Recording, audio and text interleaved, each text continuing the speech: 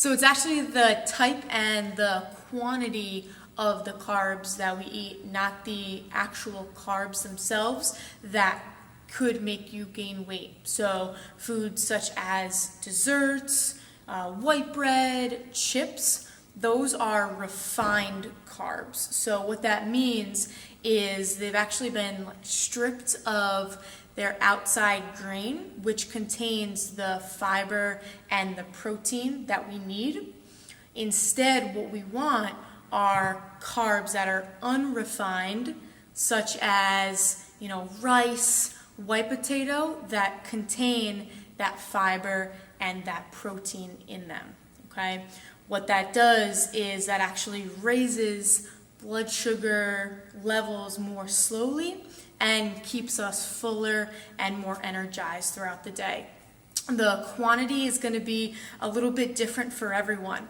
If you're someone who's a little bit more active throughout the day, that person's going to need a little bit more carbs. If you're a little bit less active, you're going to need a little bit less carbs throughout the day. But a good gauge could be per meal.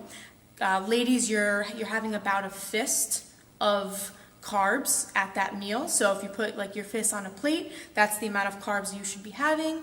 Guys, think about 2 fists of carbs per meal that you have.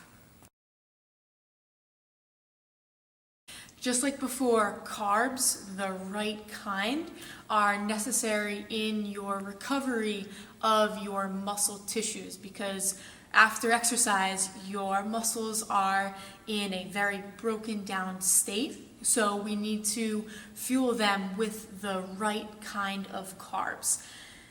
A protein and a vegetable isn't really going to do that or do that enough, okay, in order to rebuild those muscles. So we need a starchy carb in there. So things such as potatoes, rice, or if you're working out in the morning, something like oats or fruit to replenish your muscles, okay?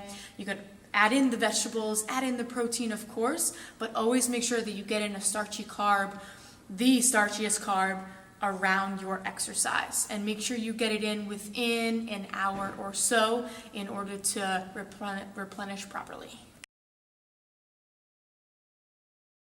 So there is diversity in everyone. Every organism is going to respond differently to different types and amounts of carbs, protein, and fat. The biggest thing that we want to make sure is what's going to work best for you to feel and perform your best in and out of the gym. So for example, I may work well on a lower carb diet, but the person next to me may not. So it's figuring out what works best for each individual. The biggest thing though is making sure that we don't avoid carbs altogether. They're a vital component in maintaining a healthy, balanced nutritional intake, and the fiber content in them is what keeps us feeling full, feeling energized throughout the day in order to feel and perform our best outside in a work setting or around working out.